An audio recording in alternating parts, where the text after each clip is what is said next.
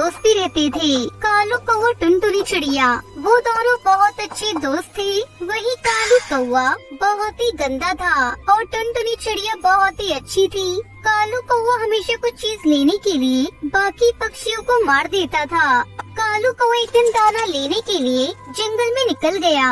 ए चिड़िया के बच्चे, मुझे अपना दाना दे, नहीं तो मैं तुझे खा जाऊंगा।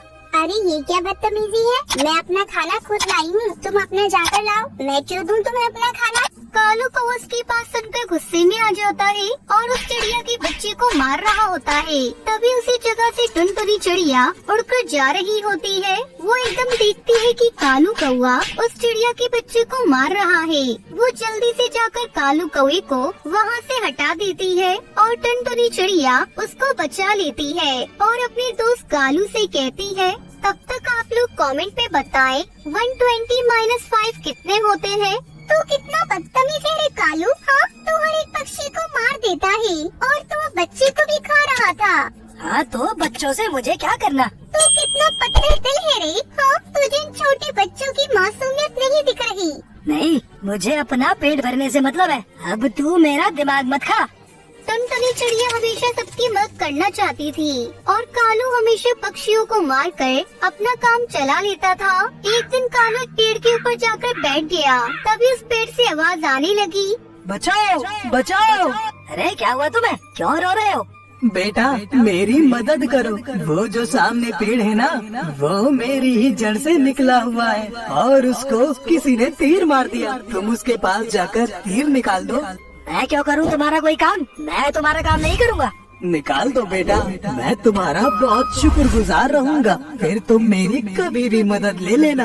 कालू कौवा बिना कुछ बोले वहाँ से उड़कर चला जाता है और वहीं पीछे से टुनटुनी चिड़िया आ जाती है और वहीं पर आकर बैठ जाती है। पेड़ तब भी रो रहा होता है। टुनटुनी उसकी आवाज सुनती है, फिर उससे पूछती है, अरे पेड़ दादा, क्या हुआ आपको? आप क्यों रो रही हो? वो जो सामने पेड़ दिख रहा है तुम्हें, वो मेरी ही जड़ से आया है और उसे किसी ने तीर मार दिया। अब उसको दर्द हो रहा है, तुम उस तीर को निकाल दो बेटा। टुनटुनी चिड़िया उस जड़ से तीर निकाल देती है और पेड़ दादा बहुत खुश हो जाते हैं। टुनटुनी तुम बहुत अच्छी हो, अगर तुम्हें मेरी कोई भी मदद चाहिए हो तो मुझे आकर बता देना। हाँ पेड़ दादा, बिल्कुल। वहीं उस जंगल में एक तोता राजा रहता था जो सारे पक्षियों को सबको बराबर से खाना देता था। इसलिए तोते को सब बहुत मानते थे। लेकिन कालू हमेशा अपना खाना खाकर दूसरों का खाना चोरी कर लेता था और फिर उसकी शिकायत लेकर बाकी पक्षी तोते के पास जाते थे। कालू, मुझे तुम्हारी बहुत शिकायत मिली है। तुम्हारी सजा ये है कि तुम अब एक एकांत गुफा में रहोगे और तुम्हें वहाँ कोई खाना नहीं देगा। और अगर तुमने किसी को चुराकर उसे चारा बनाया तो तुम्हें और कठिन सजा मिलेगी। कालू को तोते राजा की बात का कोई असर नहीं होता।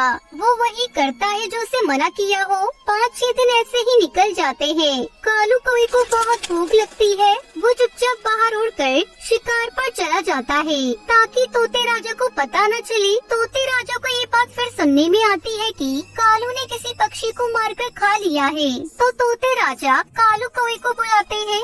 अब कालू, तुम्हारी ये सजा है कि तुम जैसे औरों की जान लेते हो, आज हम तुम्हारी बलि चढ़ाएंगे।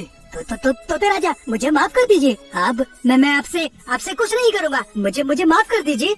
नहीं, बहुत समय दे दिया हमने तुम्हें और बहुत चेतावनी भी दी, पर तुम नहीं सुधरे। अब तो तुम्हें दिखाना पड़ेगा कि एक राजा के पास कितनी शक्ति होती है। तोता राजा ऐलान कर देता है कि अब कालू कौवे की बलि ले ली जाए। वहीं से टुनटुनी चिड़िया आती है और कालू कौवे की जगह पर बैठ जाती है और गलती से कालू की बलि की बजाय टुनटुनी की बलि चढ़ जाती है और कालू हैरान हो जाता है कि उसे कुछ क्यों नहीं हुआ और वो अपनी बराबर में देखता है कि उसकी दोस्त मर चुकी है और बलि भी उसकी ही चढ़ चुकी थी। कालू कौवा बहुत रोता है। देख लो, तुम्हें कितना अच्छा दोस्त मिला था। उसने तुम्हें जान से भी ज्यादा प्यार किया था। तुम्हारी गलती बचाने के लिए उसने अपनी बलि दे दी। कालू कौवा बहुत रोता है और कुछ बोल नहीं पाता और सदमे में आ जाता है। फिर वो अपनी गुफा में जाकर वापस रहने लगता है। कालू को अपने दोस्त टुनटुनी की बहुत याद आती है कि कैसे वो साथ में उड़ते थे और खेलते कूदते थे। इसके बाद कालू कौवे ने एक भी पक्षी की जान नहीं ली, बल्कि उनकी मदद करने लगा और बहुत ज्यादा अच्छा बन गया। इस कहानी से हमें सीख मिलती है कि इतना बुरा नहीं होना चाहिए कि हमारे बुरे बर्ताव से किसी दूसरे पर बुरा असर पड़े।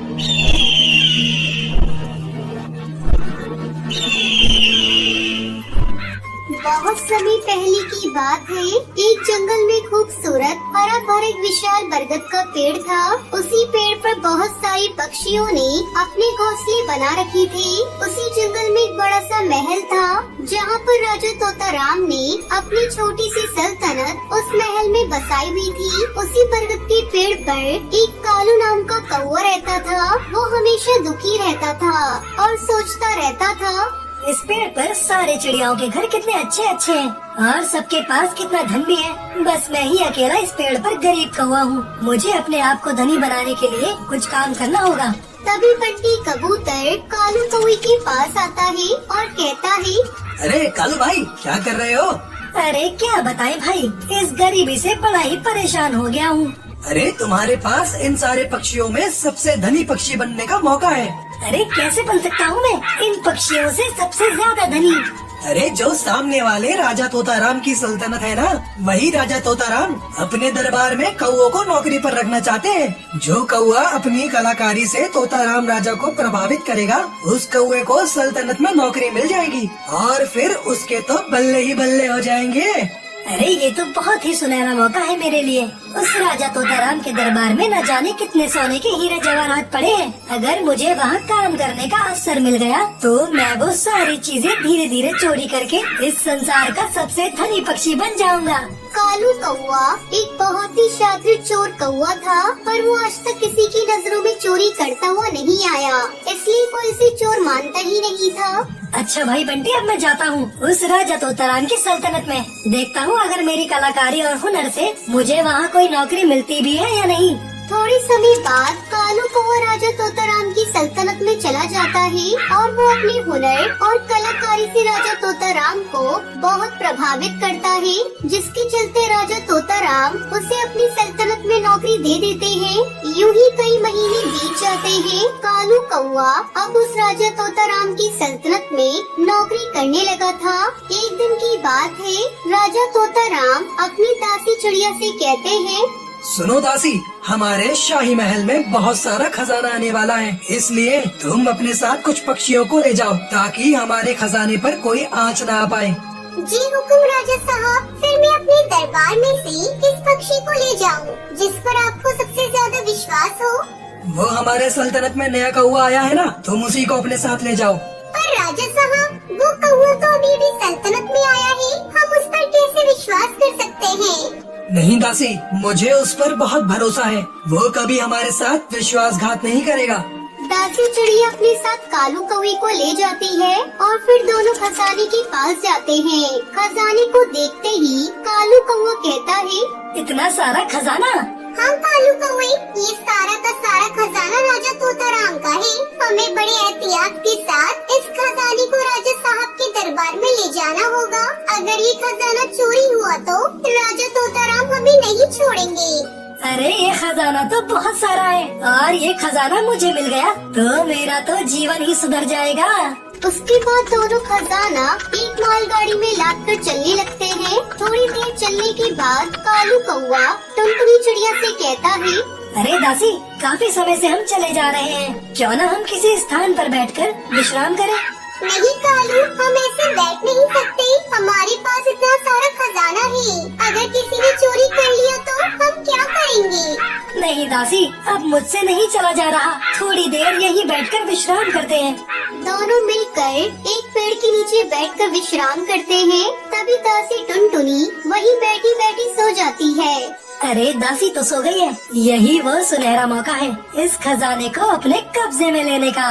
कालू कौवा दासी को उसी पेड़ से बांध देता है और सारा खजाना लेकर वहाँ से चला जाता है। इतना सारा खजाना मैं रखूंगा कहाँ? राजा तोताराम तो मुझे तुरंत पकड़ लेगा। उसका कहर तो इस पूरे जंगल में बना हुआ है। तभी वो एक उपाय निकालता है। वो सारा खजाना एक पेड़ के नीचे जमीन के अंदर दफना देता है और लौटकर राजा तोताराम की सल्तनत में आ जाता है। अरे क्या हुआ कालू, दासी कहाँ है और सारा खजाना कहाँ है? मुझे क्षमा करना राजा साहब, मैं आपके खजाने को नहीं बचा पाया। वो दासी अपने साथ कुछ और पक्षियों को लेकर आई थी और सभी ने मिलकर मुझे मारा और वो सारा खजाना भी चुरा कर ले गए। उस दासी पक्षी ने हमारे साथ विश्वासघात किया है, हम उसे नहीं छोड़ेंगे, उसे काले पानी की सजा देंगे। राजा तोताराम अपने कुछ पक्षी सिपाहियों को दासी को ढूंढने के लिए जंगल में भेजते हैं। सारे पक्षी दासी को तलाश करने निकल जाते हैं। कई देर इधर उधर घूमने के बाद उन्हें दासी को कुछ पता नहीं चलता। पक्षी वापस राजा के पास आते हैं और राजा से कहते हैं, राजा तोताराम साहब, उस दासी का कुछ पता नहीं चला, हमने सारा जंगल छान मारा, लगता है वो यहाँ से कहीं दूर चली गई। उसका पता चलेगा भी नहीं। मैंने उसे ऐसी जगह कैद किया है, उसे कोई पक्षी भी नहीं ढूंढ पाएगा। पर अब मेरा यहाँ रहना खतरे से खाली नहीं है। अगर वो दासी किसी तरह आ गई तो मुझे तो मौत के घाट उतार दिया जाएगा। इससे पहले मुझे तुरंत यहाँ से जाना पड़ेगा। यूं ही कई दिन बीत जाते हैं। एक दिन वो कालू कौआ राजा तोताराम के दरबार में हाजिर होता है। राजा साहब, मुझे कुछ दिनों के लिए छुट्टी चाहिए। मेरी तबीयत बहुत खराब है। मैं कुछ दिनों के लिए घर में रहकर विश्राम करना चाहता हूँ। ठीक है कालू, जाओ। अरे वाह, मैंने तो इस राजा को अच्छा बेवकूफ बनाया। अब तो मैं सारा खजाना लेकर यहाँ से कहीं दूर चला जाऊंगा। वो हंसते हंसते वहाँ से चला जाता है। वहीं दूसरी तरफ राजा तोताराम अपने सेनापति चील से कहता है, सुनो सेनापति, हमें इस कालू का पीछा करना होगा। मुझे इस कौवे का चाल चलन कुछ ठीक नहीं